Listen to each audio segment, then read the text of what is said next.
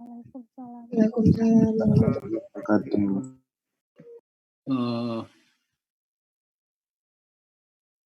Ya mungkin sebelum kita membahas materi kuliah, kita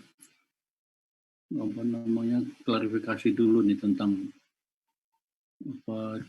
jadwal ya.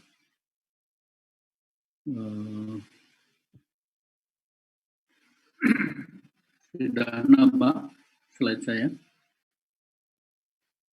Sudah, Pak. Ya, jadi ini silabus kita seharusnya tanggal 3 itu topiknya bangunan drainase, kemudian tanggal 10 kriteria desain, kemudian tanggal 17 hari ini ya, drainase perumahan dan perkotaan. Nah, sejak UTS kita belum pernah kuliah ya, belum pernah kuliah karena pada tanggal 3 itu ada international seminar, dan pada tanggal 10 ada summer course ya, baru hari ini kita bisa kuliah ya. Nah, pertama mungkin tentang presensi ya. Jadi untuk tanggal 3 karena sifatnya international seminar itu wajib dihadiri oleh mahasiswa ya, maka tanggal 3 itu nanti saya akan isi BAP-nya ya, mahasiswa tinggal mengisi untuk presensinya ya. Dianggap materi ini artinya kuliah ya, kuliahnya itu digantikan oleh international seminar ya, itu untuk tanggal 3 ya.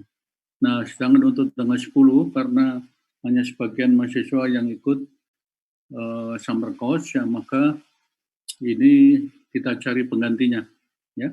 Kita cari penggantinya nanti saya tunggu ya dari K1 ini kapan mengganti untuk kuliah tanggal 10 ya. Nah, hari ini ya seharusnya topiknya adalah tentang drainase perumahan dan perkotaan ya.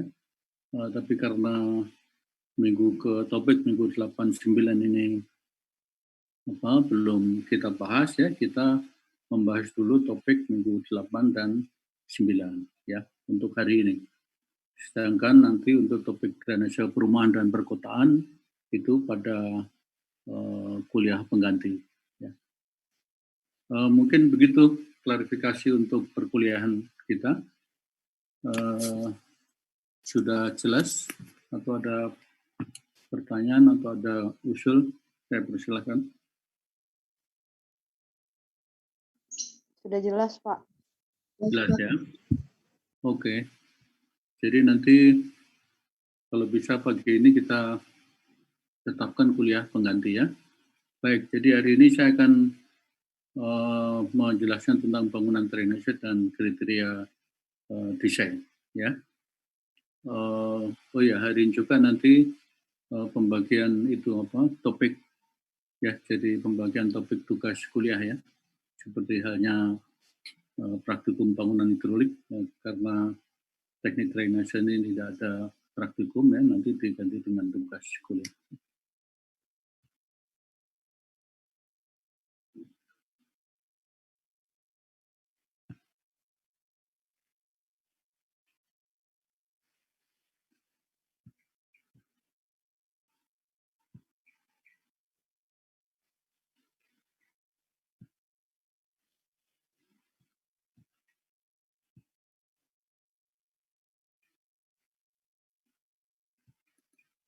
Sudah tampak?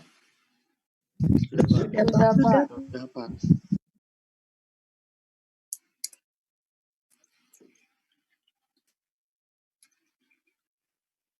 Suara saya cukup jelas nggak ya? Jelas, Pak. Jelas, Pak. Jelas ya. Oke, jadi ada 2 topik bahasan ya untuk topik bangunan drainase ini, yang pertama adalah kriteria bangunan drainase, kemudian yang kedua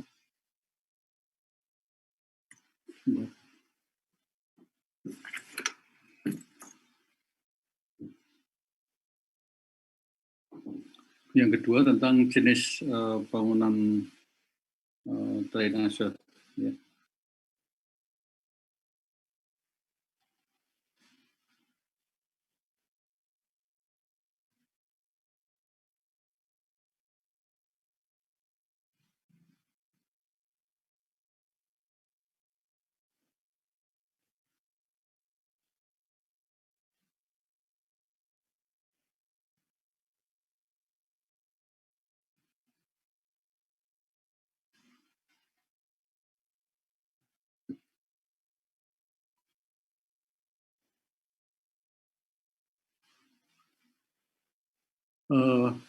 Ada 5 kriteria bangunan drainase. Ya. Yang pertama adalah mengatur arah aliran. Ya. Jadi ini pertama kali yang harus ditetapkan, ya, manakala seseorang akan mendesain bangunan drainase. Ya. Nah, jadi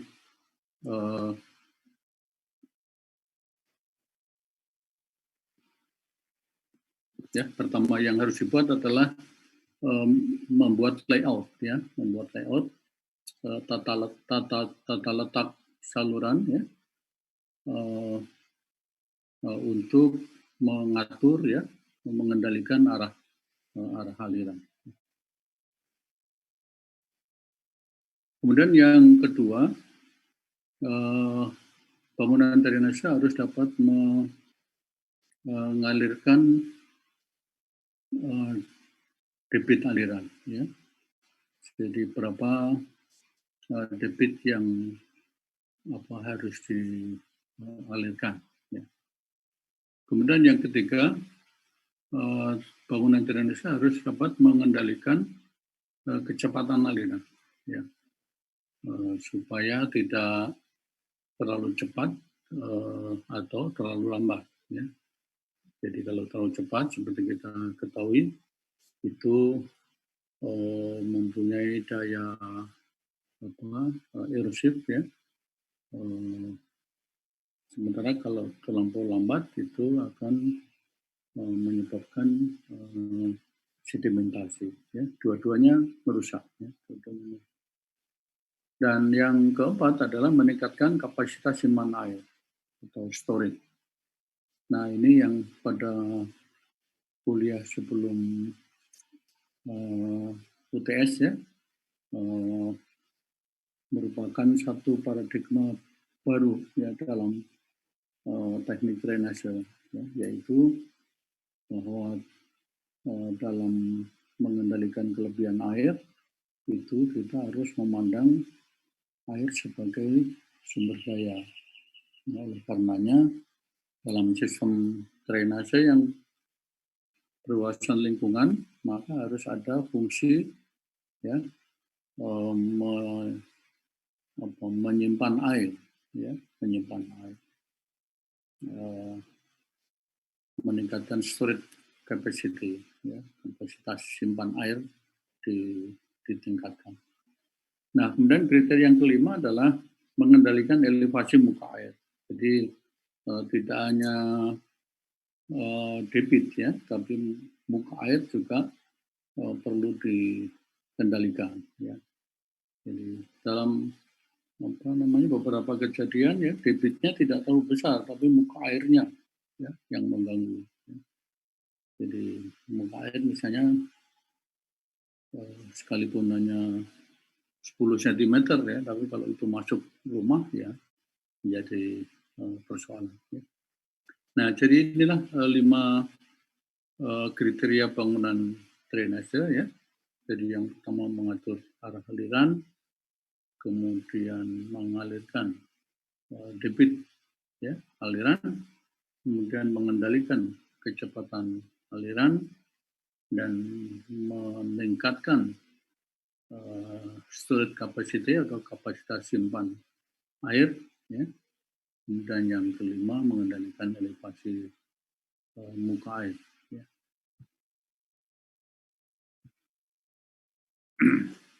Nah, nanti di kuliah yang akan datang, jadi saya harapkan nanti masing-masing kelompok kita gunakan kelompok praktikum pembangunan hidrolit saja ya. Itu nanti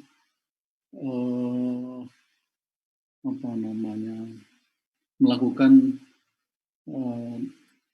searching ya, untuk drainase kota ya, drainase kota.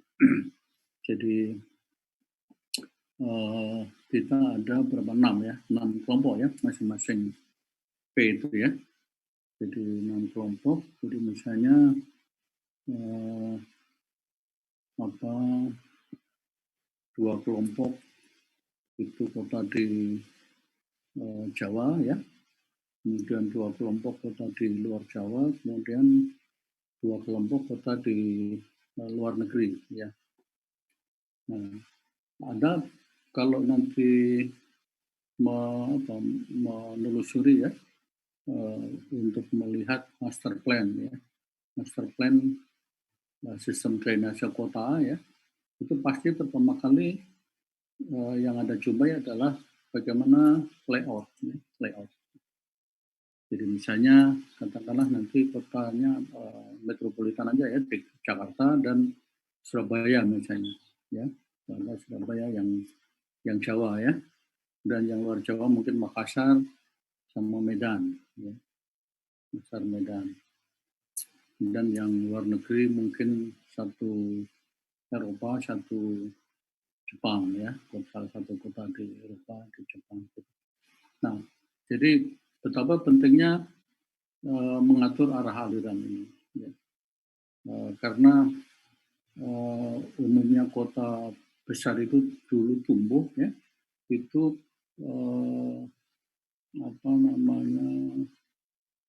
berbasis badan air ya. Dari Jakarta ya, Surabaya, Semarang ya, itu kebanyakan itu berbasis badan air ya. Karena dulu transportasi barangkali mengandalkan air. Nah sekarang itu menjadi persoalan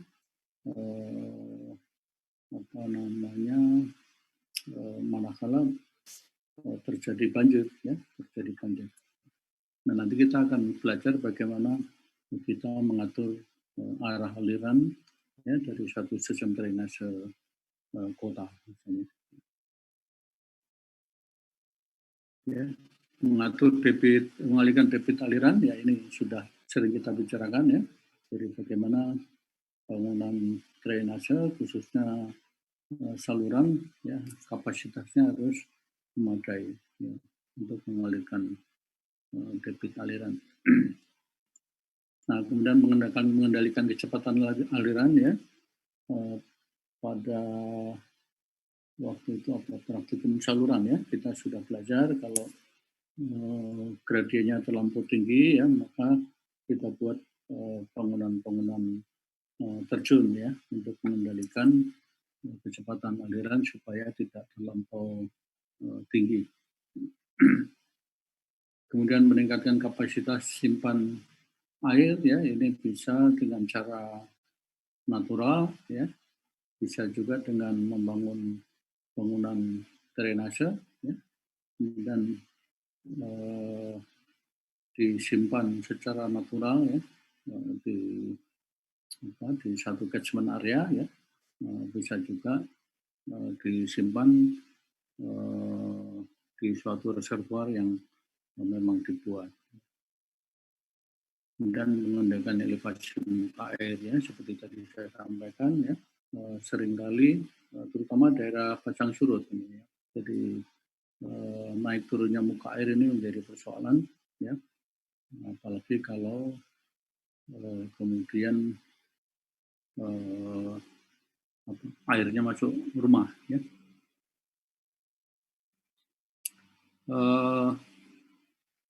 dalam ilustrasi ini sistem drainase untuk mengendalikan elevasi muka air itu juga digunakan di fasilitas atau lapangan olahraga, ya. Jadi supaya apabila turun hujan, ya, lapangannya tidak tergenang, ya. Ini saya pikir Bu Nora sudah menjelaskan, ya, kemarin bagaimana mendesain drainase bawah permukaan. Ya. Jadi ada tipe paralel, ada tipe herringbone, ya. Kemudian di sini yang penting adalah parameter hydraulic conductivity, ya, supaya ini relatif poros, ya, mampu mengalirkan air secara vertikal, ya. Kemudian setelah air mengalir secara vertikal ditampung di pipa, ya, pipa ini, ya, untuk kemudian dialirkan ke kolektor. Ya. Nah, yang penting di sini adalah kemudian menentukan jarak lateral. Oke, saya pikir ini sudah dijelaskan oleh Bu Nora. Ya. Nah, tentu semakin poros, ya, ini semakin dekat, ya, jarak lateral. Semakin poros semakin jauh, ya, jarak lateral, atau semakin teksturnya semakin halus, jaraknya semakin dekat. Nah,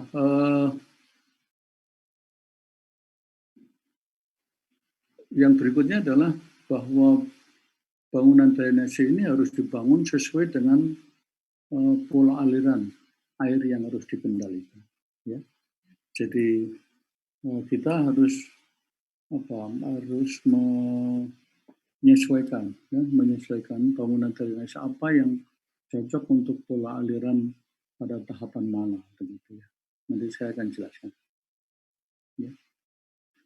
Nah, beberapa jenis bangunan drainase yang ada, yaitu dapat dikelompokkan ke dalam 5 bangunan. Ya. Yang pertama adalah bangunan resapan. Ya. Jadi sekali lagi kelimanya ini adalah bagian dari bangunan drainase. Ya. Jadi ada kelompok bangunan resapan, ada kelompok bangunan pelengkap, ada kelompok bangunan pembawa, ada kelompok bangunan peredam energi, ada kelompok bangunan retensi. Ya. Nah, pertanyaannya adalah di mana kita bangun ini? Ya. Tentu masing-masing mempunyai posisi relatif, ya. Jadi tidak sembarang membangun, ya. Nah, itu yang tadi saya sampaikan, disesuaikan dengan pola alirannya, ya. Ini adalah sketsa atau diagram umum, ya, pola aliran drainase secara umum, ya. Jadi yang pertama, ya, sumber dari kelebihan air itu adalah curah hujan lebih, ya. Artinya curah hujan yang merupakan bagian hujan, ya, yang tidak dimasukkan ke dalam tanah, ya, dalam bentuk infiltrasi, kemudian yang tidak dikonsumsi oleh tanaman dalam bentuk evapotranspirasi, ya. Nah, sehingga dia merupakan curah hujan lebih yang kemudian cenderung menjadi limpasan, ya. Nah, limpasan kalau dia tidak terkendali, ya, maka dia akan seterusnya menjadi limpasan, ya, yang kemudian pada satu titik tertentu akan masuk ke badan air. Ya. Tapi pada umumnya dalam sistem drainase, limpasan ini kemudian dikendalikan oleh saluran lapang atau oleh saluran lateral, ya. Atau kalau di perkotaan oleh saluran tepi jalan, ya. Nah, jadi saya ulangi lagi, ya, dari curah hujan lebih kemudian menjadi limpasan, kemudian dikendalikan oleh saluran lapang, saluran lateral, dan atau saluran tepi jalan. Nah, kemudian dari lapang ini kemudian menuju ke saluran kolektor. Ya, dari beberapa saluran lapang ya menuju ke suatu saluran kolektor ya, untuk kemudian dialirkan ke badan air ya, ke sungai, ke danau atau badan air yang lain. Nah, ini adalah satu lintasan aliran yang umum ya. Lintasan aliran yang umum dalam satu sistem drainase. Nah, terkait dengan tadi bangunan drainase yang harus kita buat, ya, di mana cocoknya atau efektifnya satu bangunan itu dibuat, ya, diletakkan di mana. Ya. Yang pertama adalah bangunan resapan. Jadi bangunan resapan ini akan lebih efektif, ya, apabila dibangun pada lintasan ini. Lintasan air hujan lebih sebelum menjadi limpasan. Nah, oleh karenanya dalam standar PUPR ya, itu bangunan resapan itu dibangunnya adalah di pemukiman ya, sumber resapan maksud saya, sumber resapan itu di pemukiman yang kemudian menampung curah hujan lebih yang turun di atap ya, langsung dimasukkan ke sumur resapan untuk infiltrasi ya. Kemudian bangunan resapan yang lain misalnya teras sharing ya, atau rora atau lubang resapan biopori ya, itu sifatnya adalah mencegat aliran curah hujan lebih ini sebelum menjadi limpasan yang besar. Jadi sekali lagi pada segmen inilah bangunan resapan itu menjadi efektif. Ya. Nah, ini penting untuk dipahami ya, supaya tidak kemudian kita serta-merta membangun bangunan resapan, ya, padahal ya dia mungkin sudah sampai aliran di sini. Gitu. Ya. Ya berguna sih berguna, tapi tidak efektif. Gitu, ya. Jadi ini kita bicara tentang efektivitas. Apa saja bangunan resapan yang bisa dibangun untuk mencegat hujan ya sebelum menjadi limpasan tadi ya, ini yang populer diantaranya di Indonesia ya, teras ya, ini sejarah masa lalu ya, teras, sawah, kolam, kemudian rora ya, ini banyak dibangun di perkebunan ya, perkebunan karet, perkebunan kelapa sawit ya. Kemudian sumur resapan, ini yang sekarang lagi ngetren di pemukiman. Ya. Kemudian kolam resapan, ini biasanya di resort-resort gitu ya, membangun kolam yang tujuan untuk resapan. Ya. Kemudian lubang resapan biopori ini yang dikembangkan oleh Pak Kamil ya, dosen Pamperka. Nah ini jadi saya melihat ini teras ini yang sebetulnya sangat bisa diandalkan sebagai bangunan resapan ya, paling efektif ini menurut saya ya. Dan saya sedang ada gagasan bagaimana mengupgrade sistem spillway dari teras ini ya, sistem outlet dari teras ini supaya dia menjadi lebih efektif lagi ya.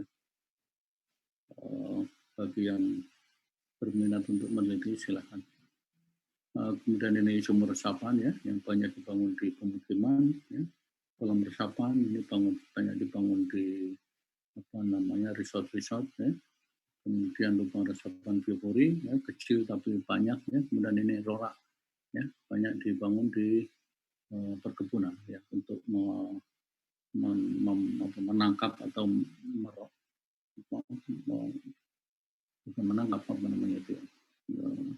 menjebak aliran runoff ya, supaya kemudian masuk ke sini dan ada proses infiltrasi sejenak di sini. Gitu, ya.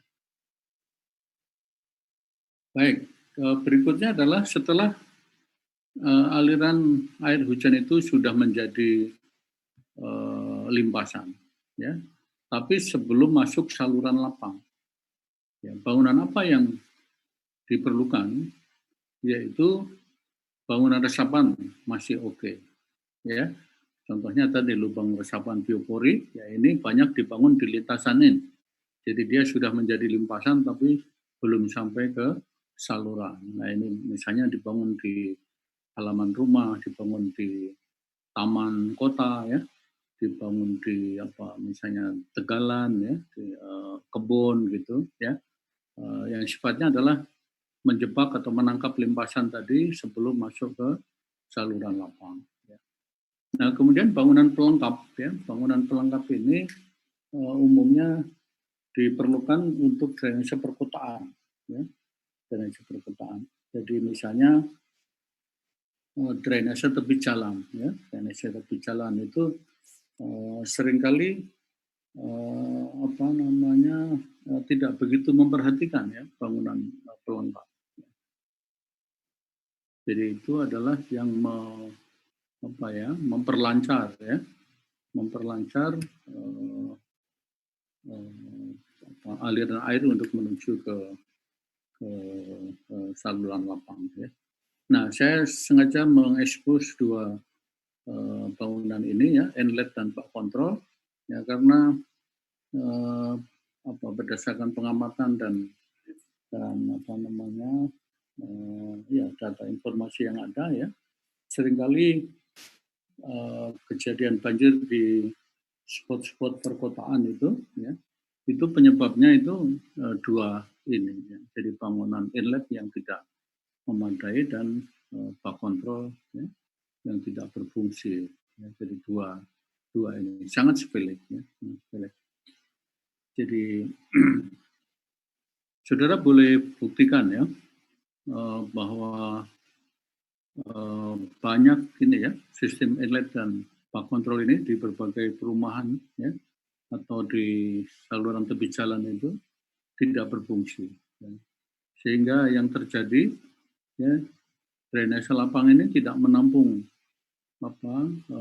hujan lebih di bagian jalan, ya, karena ini tidak berfungsi, ya. Sehingga yang terjadi pada saat hujan saluran tepi jalan ini kosong, ya, air mengalir di atas jalan.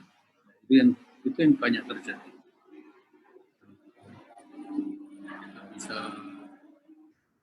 lihat gitu, ya, secara langsung pada saat turun hujan. Banyak jalan-jalan di Bogor, ya, di mana saja. Jadi pada saat turun hujan, air itu atau jalan itu menjadi saluran fungsinya. Nah, mungkin Anda pernah dengar itu jalan tol banjir, ya. Masalahnya sepele, ya. Jadi inlet tidak memadai, ya, sehingga aliran limpasan tidak bisa masuk dengan lancar ke dalam saluran, ya, atau bak kontrol ini tersumbat oleh sampah, ya, oleh sampah. Jadi masalahnya sangat-sangat sepele. Berikutnya adalah pada lintasan dari saluran lapang menuju saluran kolektor atau saluran kolektor menuju badan air, ya. Jadi pada lintasan ini boleh jadi bangunan resapan tertentu masih relevan, ya, seperti biopori masih relevan, ya. Bangunan lain yang harus ada, ya, itu adalah bangunan pembawa untuk memastikan ini berjalan lancar, gitu, ya, berjalan lancar, ya, baik di saluran lapang, saluran lateral, saluran tepi jalan, ya, maupun sesampainya di saluran kolektor, ya, maka harus dipastikan, ya, adanya bangunan pembawa yang memadai. Nah, kemudian juga boleh jadi diperlukan bangunan peredam energi, ya, supaya tidak merusak, ya. Jadi daya rusak airnya bisa diredam, ya.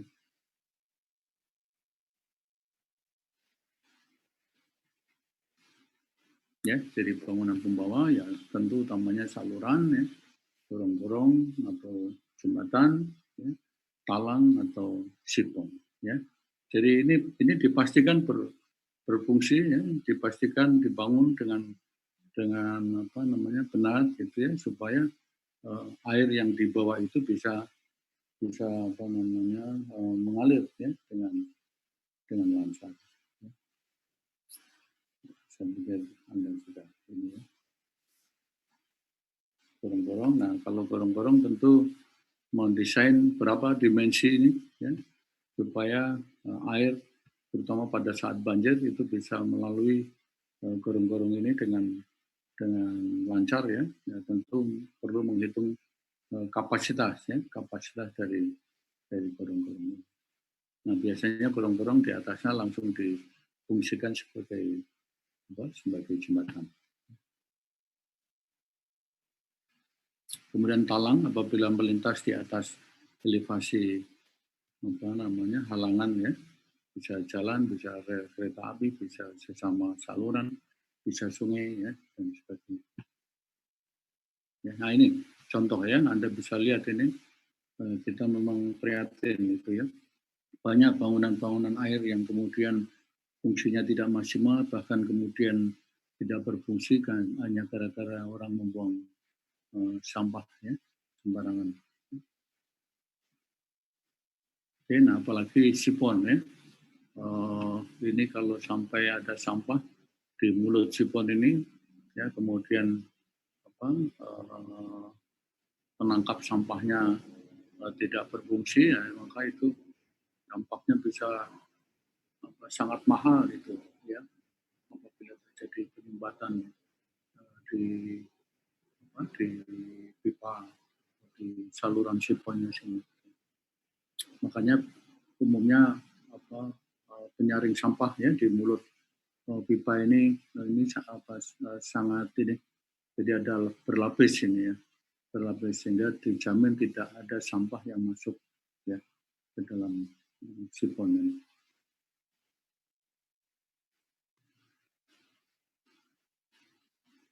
Oke ya, jadi bangunan peredam energi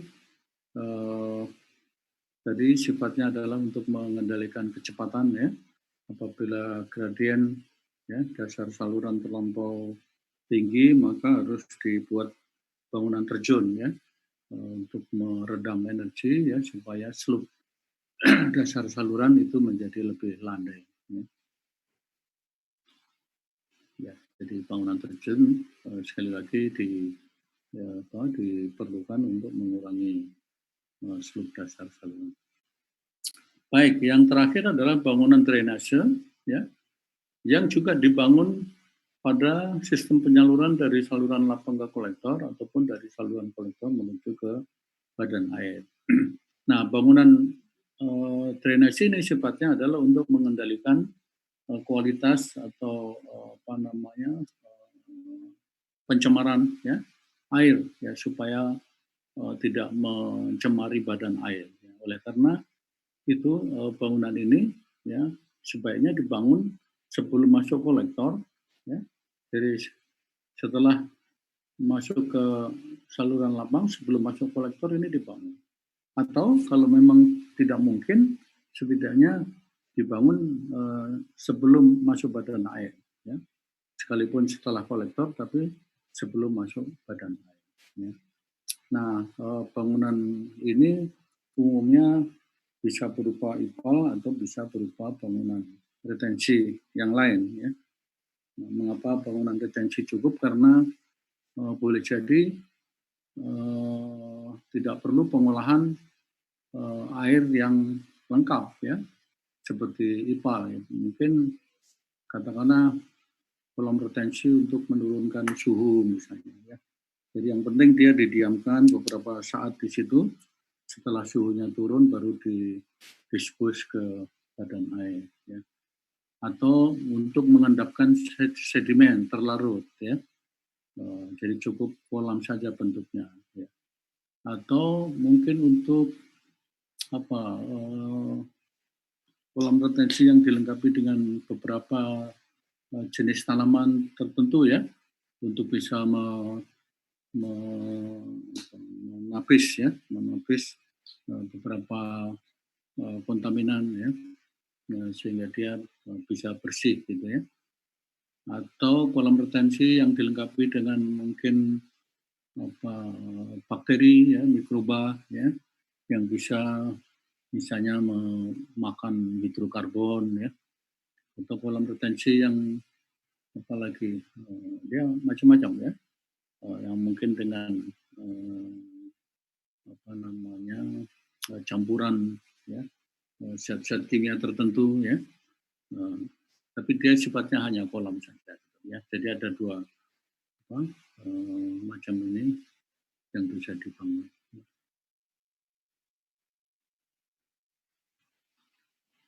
Oke, itu tentang bangunan drainase. Silahkan kalau ada pertanyaan.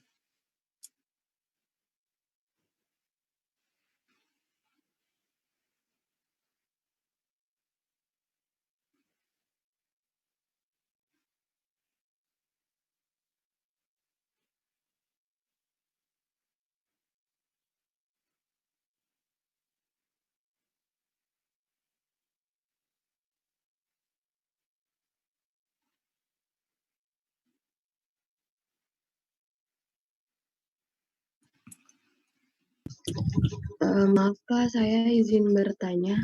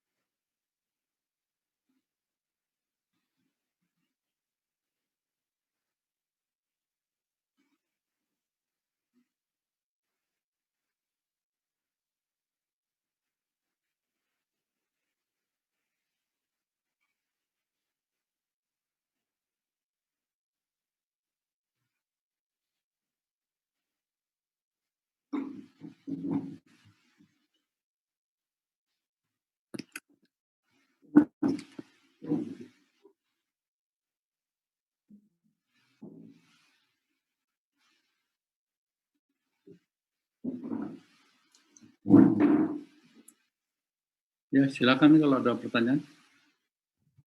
Ya Pak, saya izin bertanya. Ya, siapa? Afta Pak. Afta. Ya. Ya, silakan. Apabila di suatu daerah itu saluran drainasenya itu ada kejadian banjir Pak, tapi lalu 3 jam selanjutnya atau beberapa jam setelah itu tuh sudah surut gitu Pak.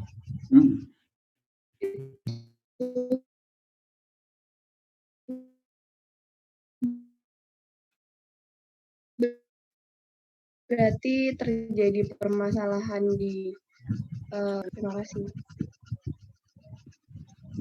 Oke. Ya, jadi apa namanya?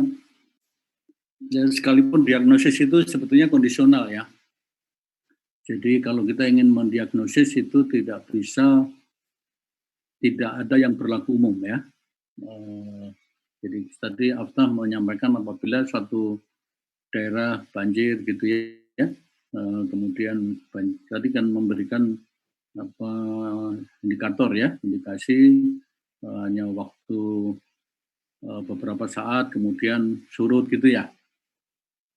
Nah, jadi gini, pada prinsipnya solusi banjir itu adalah kondisional, ya, tidak bisa berlaku umum. Jadi misalnya, banjir di Jakarta penyelesaiannya ini, terus sama-sama banjirnya di Surabaya juga sama, enggak, beda ya. Nah, tapi yang indikasi yang Anda sampaikan tadi ya itu boleh jadi ya penyebab utamanya ya itu adalah micro drainage ya. Ya, persoalannya adalah di micro drainage. Tapi sekali lagi ini tidak berlaku umum ya. Jadi kalau mau mendiagnosis banjir harus sesuai dengan kondisi dan spesifik lokal situ ya, harus betul-betul dikaji gitu. Tapi umumnya banjir yang sporadis ya, misalnya Bogor hujan merata ya, tapi yang banjir cuman Yasmin ya, terus kemudian mana itu jalan yang ada tolnya itu kayu manis apa itu ya, itu ada perumahan yang langganan banjir ya, itu tidak merata banjir ya. Nah itu berarti ya besar kemungkinan penyebabnya adalah micro drainage, ya, drainase mikro. Ya, drainase mikro itu apa? Drainase mikro itu adalah drainase yang mengatur ya dari limpasan ya menuju kolektor itu ya. Jadi dia tidak lancar sampainya di kolektor itu tidak lancar. Yang gambar saya tadi ya. Jadi mungkin saya share lagi aja ya.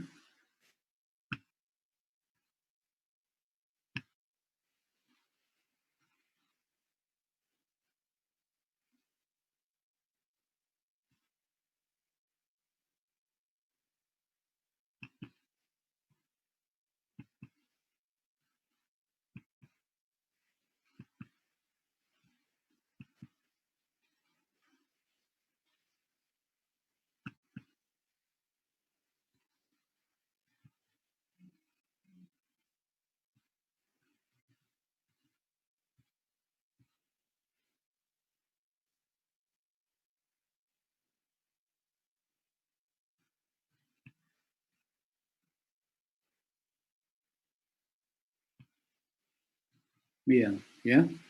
Jadi itu boleh jadi penyebabnya adalah drainase mikro tuh ini, ya. Ini mikro. Ya, di sini persoalannya, ya.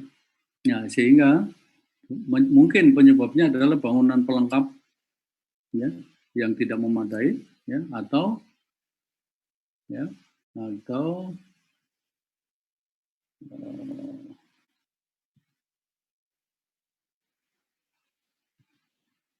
ya ini dua ini.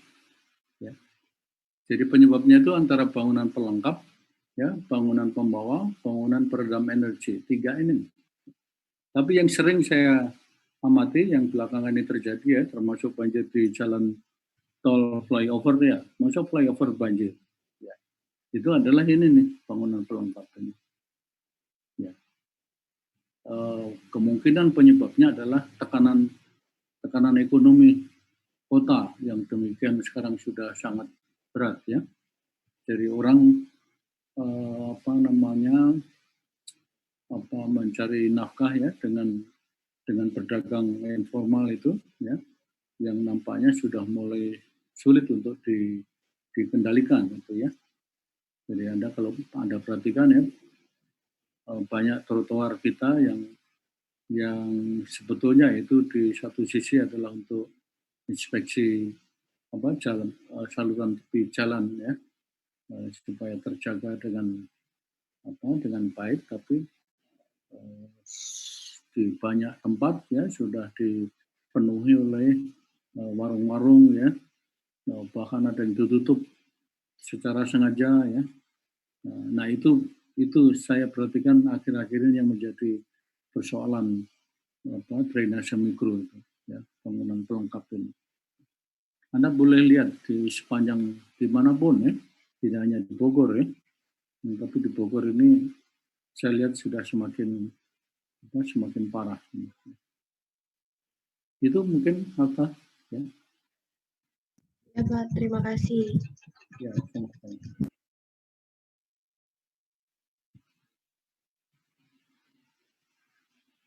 Pak, saya izin bertanya Pak. Ya, siapa ini? Ainul Pak, Ainul. Ya, silakan. Saya mau tanya Pak terkait bangunan resapan tadi.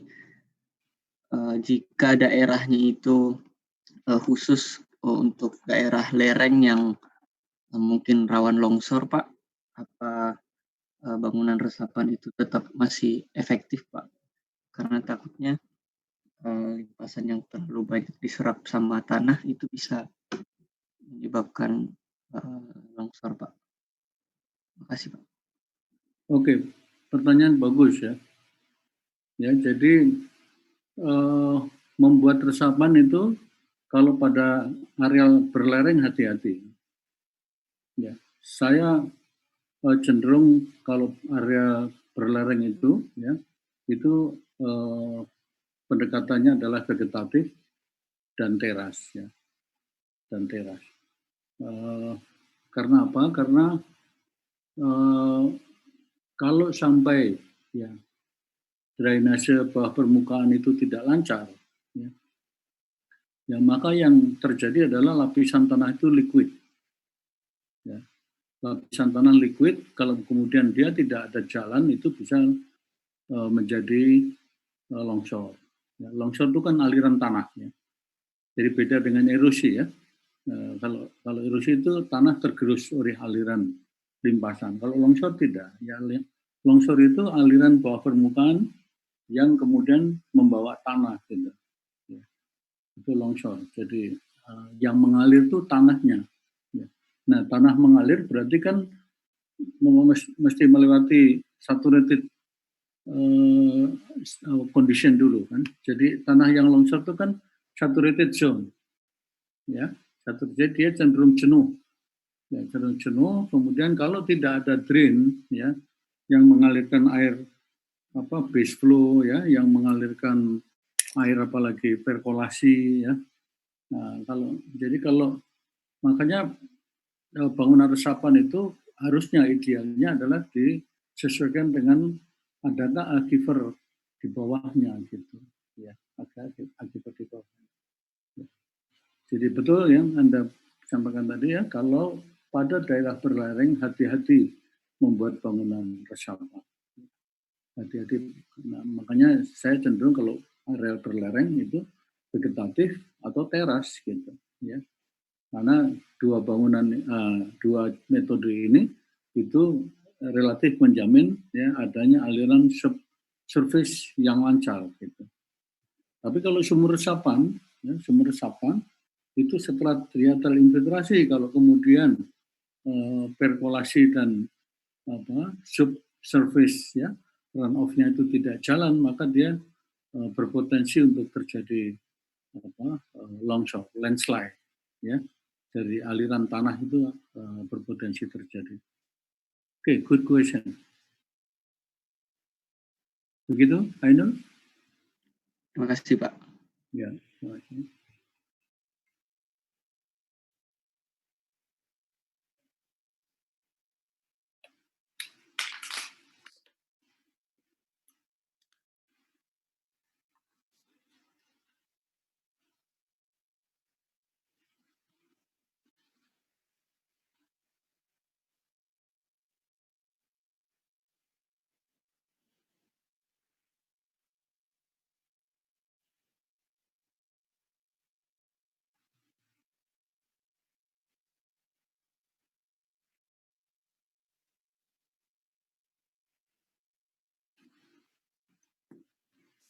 Ada lagi?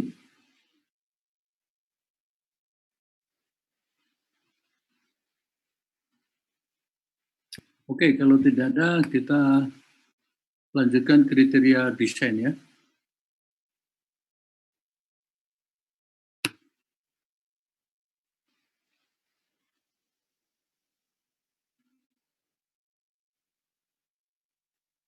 Untuk topik ini saya akan skripsi kakak kelas Anda ya, untuk melihat sesungguhnya ada satu keteraturan ya dalam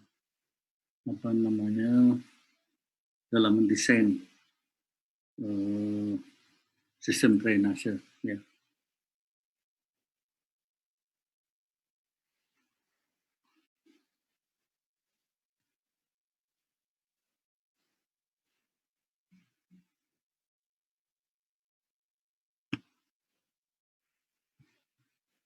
Sudah nampak? Sudah, Pak. Sudah, Baik. Pak. Sudah, Pak. Oke, ini misalnya skripsinya saudara Brian ya. Brian itu angkatan 52, 51 maksudnya ya. Nah, ada 3 track atau 3 jalur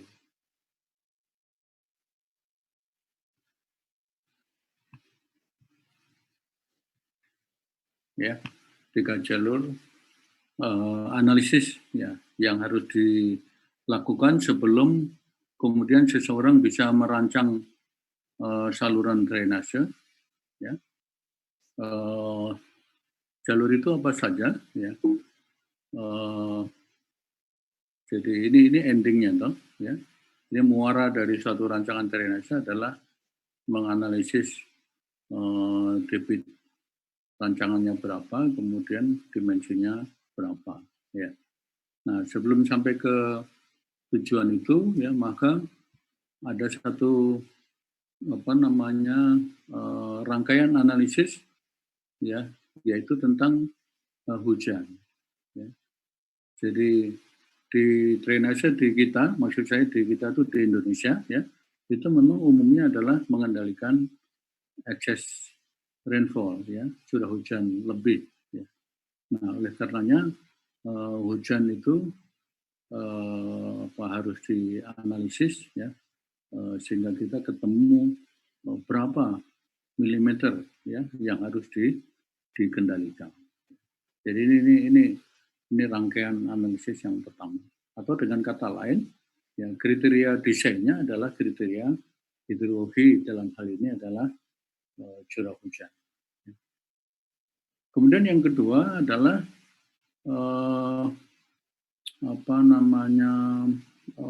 topografi, ya. Ya, yang tadi kita singgung, ya, pentingnya menentukan arah aliran, ya, pentingnya menentukan arah aliran. Nah, ini tentu untuk memahami ini diperlukan peta topografi, ya, jadi kondisi fisik, ya, kondisi fisik lahan, kondisi fisik lahan. Nah, kemudian kondisi fisik ini juga nanti akan berpengaruh, ya, pada perilaku dari aliran hujan itu. Kemudian tidak terputus. Oke, masih kedengaran suara saya? Masih, Pak. Masih, Pak. Masih, ya? Kayaknya ada tanda-tanda mau putus koneksinya. Nah, dalam hal ini itu kemudian menentukan waktu konsentrasi, ya, waktu tiba banjirnya itu. Ya. Nah, sehingga dari tiga rangkaian analisis ini baru kemudian bermuara, ya, pada satu nilai berapa debit banjir yang harus dikendalikan. Ya. Nah, ini untuk drainase perkotaan. Ya. Oh, ini rupanya ada, ya. Jadi ini tadi analisis hidrologinya, ya. Jadi mulai dari nah, ini juga, ya, untuk drainase jangan salah mengumpulkan datanya. Jadi dia bukan data rata-rata, tapi data maksimum, karena kita ingin mengendalikan, ya, banjir, ya. Jadi curah hujan harian maksimum, ya. Ini penting. Kemudian ini peta tentang kondisi lapangannya, ya, untuk menentukan arah aliran drainase, ya. Nah, khususnya ini adalah peta topografi, ya. Nah, kemudian ini terkait dengan waktu konsentrasi. Kemudian contoh lain adalah ini bangunan pembawa untuk drainase jalan tol ini, ya. Ini skripsinya Saudara Ridho, ya. Ridho ini angkatan berapa ya? 51 juga masuk. Nah, jadi di sini dia punya tiga jalur, ya. Yang pertama adalah untuk memastikan, ya, daerah tangkapan air, ya, daerah tangkapan air yang akan berkontribusi, ya, terhadap besarnya banjir yang harus dilewatkan oleh bangunan pembawa, ya, gorong-gorong yang akan melintasi gorong-gorong, ya. Jadi dia betul-betul harus ingin memastikan, ya, di mana itu daerah atau ya batasnya di mana ya, delineasi dari catchment area itu, ya catchment area. Ya sehingga nanti ini merupakan dasar perhitungan untuk menghitung debit limpasan, ya debit limpasan yang mengalir dari ya catchment itu, ya. Jadi ini peta topografi, ya, kemudian pola aliran, ya, kemudian debit rancangan berapa. Nah, tentu di peta catchment area ini harus juga bisa diperoleh koefisien limpasan, ya, koefisien limpasan. Nah, kemudian track yang ketiga, ya, analisis yang ketiga ini juga tentang hujan, ya. Jadi sekali lagi untuk drainase datanya adalah curah hujan harian maksimum, ya. Kemudian diperoleh intensitas hujan, kemudian debit rancangan, ya. Ya, kalau sudah diperoleh debit rancangan lebih mudah ya dihitung. Nah, ini ada lagi apa ini? Drainase lapangan sepak bola misalnya, ya. Jadi yang pertama sama, ya, ada sekelompok analisis hidrologi, ya, yang bermuara kemudian pada berapa curah hujan yang harus dikendalikan, ya, yang akan membuat banjir. Nah, kemudian khusus untuk drainase bawah permukaan ini adalah yang penting adalah konduktivitas, ya, konduktivitas hidrolik untuk menentukan spasi, ya, spasi dari lateral, ya. Kemudian ya ini struktur bawah permukaan, ya, meskipun sebetulnya ini by design, ya, artinya kalau untuk fasilitas olahraga kita hampir tidak pernah menggunakan natural lapisan tanah yang asli, ya, selalu buatan, ya. Kemudian ini ya arah aliran, ya, yang berikutnya adalah arah aliran. Nah, jadi dari ketiga contoh ini kita bisa melihat bahwa kriteria rancangan satu sistem drainase itu, ya, akan selalu terdiri atas kelompok analisis tadi itu, ya, hidrologi, curah hujan, ya, kemudian kondisi fisik catchment area, ya, kemudian pola aliran, ya. Kita lihat lagi kalau masih ada. Oh, ini, ya.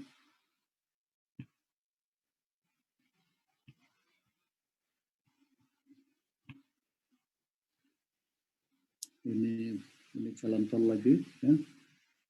Yang jadi ada 1, 2, 3, ya, 3 jalur, ya. Jadi yang pertama sekali lagi ini tentang curah hujan, ya, curah hujan harian maksimum, ya, dan seterusnya sampai kemudian memperoleh intensitas hujan, ya, kemudian analisis runoff, ya. Nah, kemudian yang kedua adalah tentang catchment area, topografi, ya. Ya, jadi ini penting untuk memastikan dari catchment area mana, ya, suatu aliran itu berasal, ya, yang kemudian harus melintasi satu bangunan drainase, ya. Dalam hal ini adalah gorong-gorong, ya. Ya. Dan yang ketiga adalah ini tentang jalan tolnya sendiri, ya. Nah, ini menurut saya bagus untuk ilustrasi, ya. Jadi ini lokasinya di jalan tol mana ini, Cirebon ini kalau nggak salah, ya, Cirebon, ya. Jadi ini ruasnya yang dikaji, ya. ruas jalan tol yang digaji. Nah ini lebih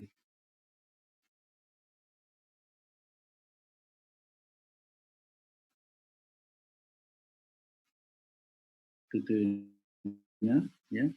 Nah pertanyaannya adalah pembawa supaya jalan tol satu catchment area itu tidak menyebabkan banjir ya. Nah, jadi ini adalah batas catchment area ya. Nah kemudian catchment area itu akan terpotong ya dengan adanya lintasan jalan tol ini ya. Nah sehingga aliran-aliran yang di bagian upstream ya tentu ini akan terakumulasi toh ya, berpindah alirannya dan kemudian terakumulasi debitnya ya. Nah, sehingga itu penting untuk dialirkan ya. Nah di sini dia mengidentifikasi aliran itu akan terakumulasi di titik 1, titik 2, titik 3, 4 ya, dan seterusnya. Nah pada titik inilah kemudian diperlukan bangunan hidrolik ya, bangunan drainase ya. Dalam hal ini adalah gorong-gorong ya. Sehingga penting untuk menghitung ya berapa ya debit runoff ya dikala hujan maksimum ya yang harus bisa melintas di setiap bangunan ini. Itu kurang lebih. Oke, jadi catchment area curah hujan ya. Ini apa ini? Ini apartemen ya. Ya, hampir sama semuanya. Ini bendungan ya. Oke, barangkali itu kuliah kita hari ini. Ada pertanyaan?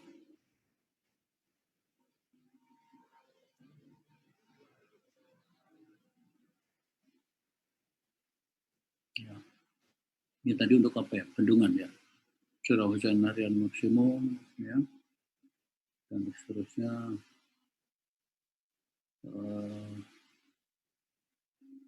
ini layout ya. Pola aliran.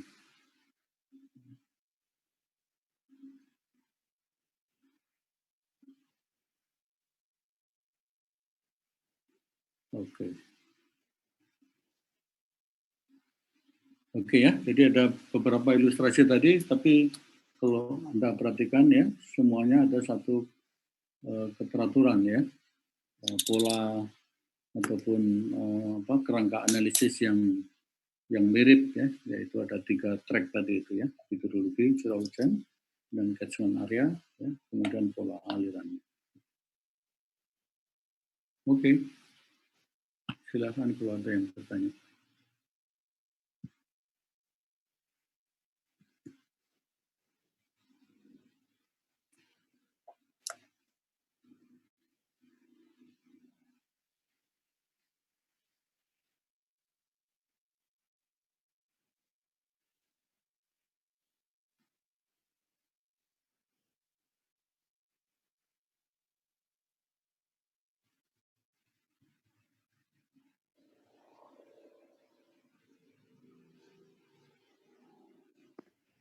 Pak Pras, saya izin bertanya, Pak.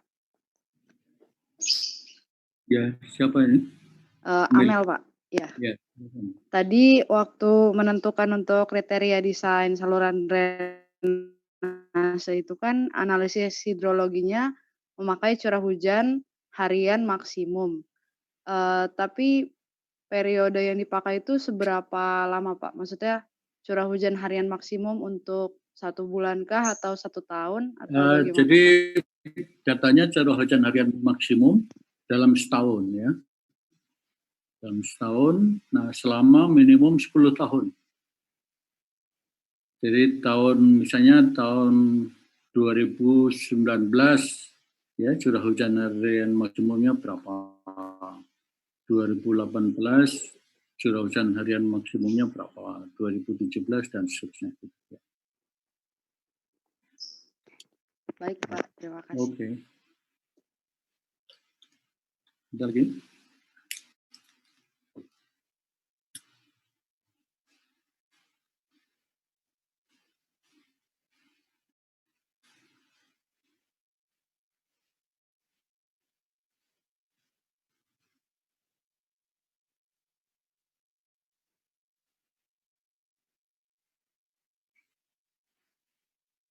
Silakan.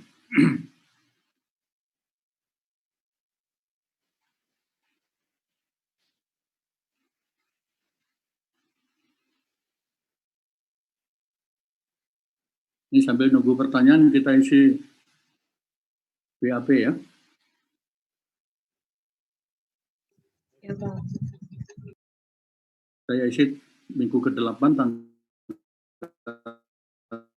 3 November ya.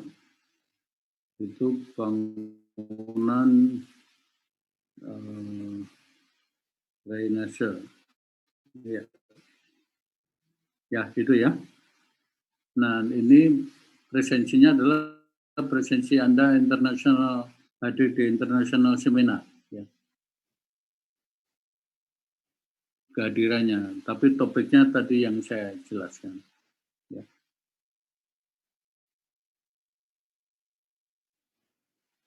Kemudian minggu ke-9 saya tulis hari ini, ya. Minggu ke-9 Ya, saya tulis Pak. hari ini. Nanti minggu ke-10-nya yang kuliah pengganti, ya. Jadi hari ini adalah kriteria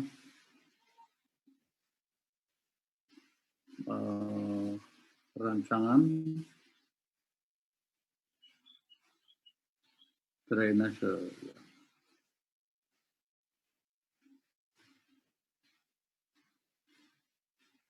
Oke ya, yang kuliah pengganti tanggal 10 berarti belum ya. Nanti kita isi presensinya nanti pas kuliah pengganti.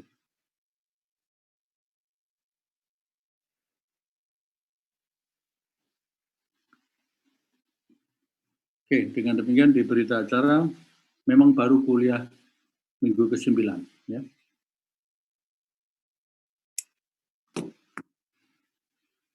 Silakan kalau masih ada yang mau ditanyakan.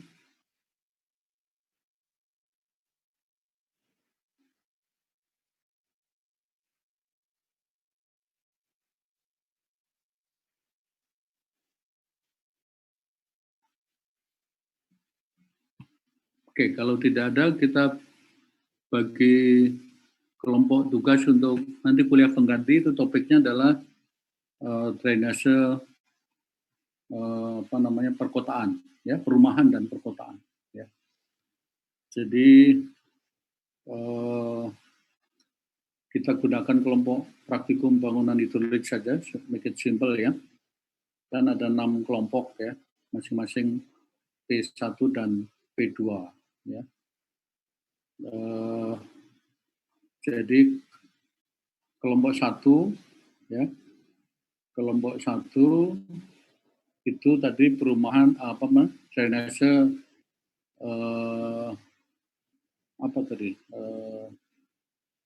Jakarta ya, master plan drainase Jakarta ya.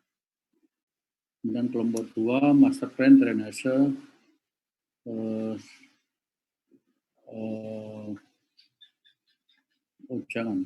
nanti gini aja. Kelompok 1 master plan drainase Jakarta, dan kelompok 1 P2 itu master plan drainase Surabaya ya. Ya. Nah, kemudian kelompok 2 P1 itu master plan perumahan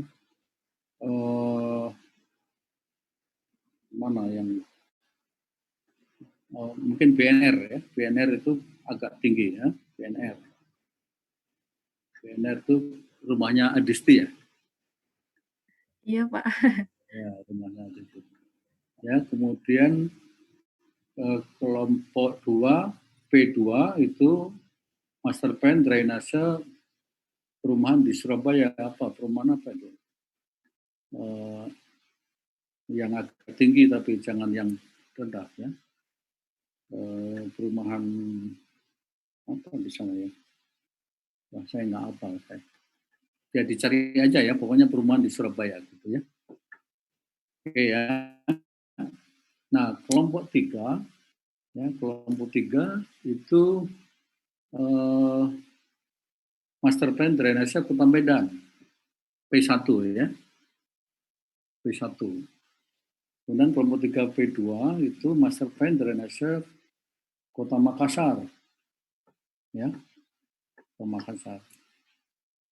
Nah, lalu kelompok 4-nya perumahan di Medan, ya, untuk P1, dan P2 perumahan di Makassar.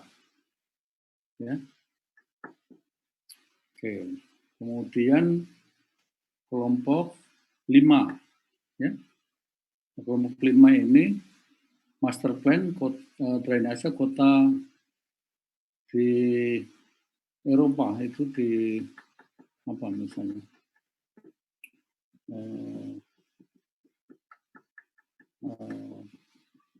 Paris, Amsterdam, Pak. Paris, ya. Nah, kemudian P5, kelompok 5 P2 itu kota di Jepang, ya, Osaka misalnya. Ya. Kemudian kelompok 6, ya, P1-nya itu perumahan, ya, di somewhere di Eropa lah, terserah, ya. Kemudian yang ke-6 P2 itu di perumahan di Jepang, ya. Nah, nanti coba kita lihat. Insya Allah ada tipikalnya, ada kesamaannya, ya. Bagaimana menata, ya, terutama pola aliran, ya. Terutama pola alirannya, ya, nanti, ya. Kalau debit kan Anda udah hafal kali, ya, udah berkali-kali itu, ya. Debit dimensinya. Ini mungkin kita fokus di layout, ya. Jadi layout. Kalau nggak dapat layoutnya, ganti lokasi, ya. Jadi utamanya kita akan diskusi layout nanti. Kalau debit saya anggap Anda sudah banyak belajar, ya, di bangunan hidrolik, ya. Ya, meskipun tentu debit juga merupakan bagian yang tidak terpisahkan, tapi maksud saya jangan sampai case study-nya itu tidak ada layout-nya. Tidak ada layout-nya. Nah, saya ingin kita belajar seni nanti, ya, art. Bagaimana menata layout itu. Layout itu tidak mudah, harus ada jiwa seninya.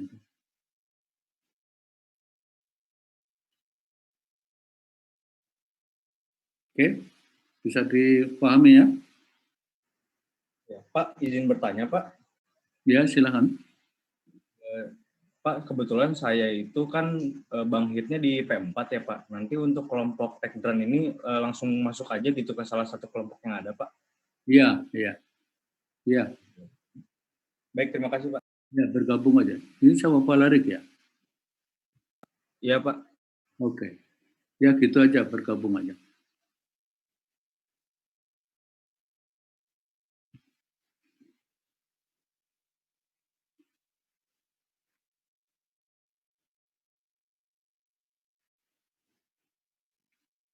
Ada lagi?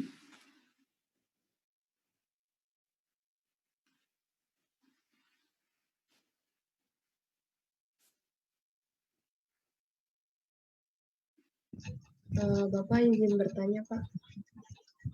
Ya, silakan. Untuk pengumpulannya itu langsung dalam bentuk PPT saja atau bagaimana, Pak? Oh, PPT, ya, itu bahan presentasi. Baik, Pak. Ya. Ya, untuk yang pertama ini 5 menit sebelum kuliah lah, ya. Jadi nanti kan atau bisa kita sepakati kapan? Anda sudah punya gambaran penggantinya?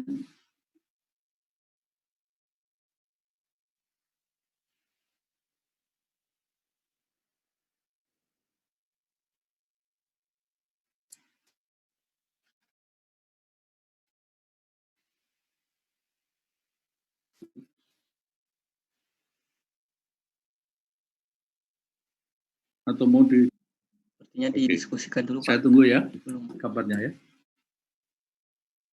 Baik, Pak.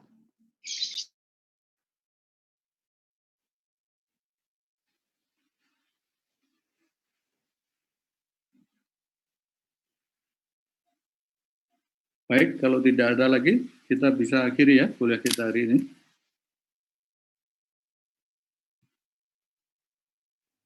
Sampai jumpa nanti di kuliah pengganti usahakan sebelum Selasa depan ya. Baik, Pak. Baik, Pak. Pak. Saya hanya tidak bisa hari Rabu, Kamis, kecuali malam hari. Ya. Rabu, Kamis, Jumat, sorry. Kecuali malam hari.